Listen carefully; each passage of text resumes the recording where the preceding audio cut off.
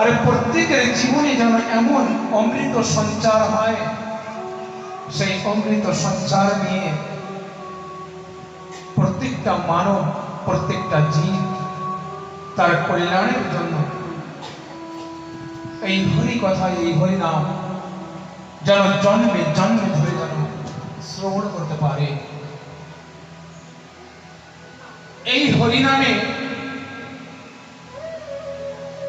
এমন অদ্ভুত শক্তি যার কোনো মাপদণ্ড নেই, যার কোনো মাপত্য নেই। এই সংসার সমুদ্র থেকে একমাত্র পার পাওয়ার যে বিধি, এই একমাত্র হরিনাম। এই হরিনাম ছাড়া, এই অমৃত নাম ছাড়া